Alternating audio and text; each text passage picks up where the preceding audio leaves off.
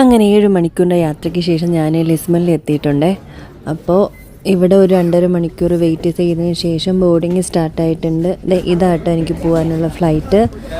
അപ്പോൾ ഇവിടെ നിന്നുള്ളതിൽ എനിക്ക് വിൻഡോ സീറ്റ് അല്ല അയൽ സീറ്റാണ് കിട്ടിയത് കേട്ടോ. അപ്പോൾ പുറത്തെ കാഴ്ചകളൊക്കെ ഇനി ഇതിൽ കാണിക്കാൻ പറ്റില്ല. പക്ഷെ നമുക്ക് ഫ്രണ്ടിലൊരു ക്യാമറ ഉണ്ട് കേട്ടോ. അതായത് ഫ്ലൈറ്റിൻ്റെ ഫ്രണ്ടിലുള്ള ക്യാമറയിലുള്ള വീഡിയോസ് നമുക്കിത് ഇതിലൂടെ കാണാൻ പറ്റും. അപ്പോൾ ലഞ്ചിൻ്റെ മെനു ആട്ടോ. അത് നമുക്ക് ഇഷ്ടമുള്ളത് ഓർഡർ ചെയ്യാൻ പറ്റും. ഇതൊക്കെയാണ് കഴിക്കാൻ തന്നെ. ശരിക്കും പറഞ്ഞത് വായി വയ്ക്കാനേ കൊള്ളത്തില്ലായിരുന്നു. ആകെ ഈ കാണിക്കുന്ന പുഡിങ് മാത്രമേ എനിക്ക് ഇഷ്ടപ്പെട്ടുള്ളൂ. ബാക്കിയൊന്നും പോരായിരുന്നു. എമിറേറ്റ്സ് എന്ന് പറഞ്ഞപ്പോഴത്തേക്ക് ശരിക്കും ഞാൻ കുറച്ചും കൂടെയൊക്കെ ഒരു ടേസ്റ്റ് എക്സ്പെക്റ്റ് ചെയ്തിട്ടുണ്ടായിരുന്നു. പക്ഷെ ഭയങ്കര ഫ്ലോപ്പായിപ്പോയി.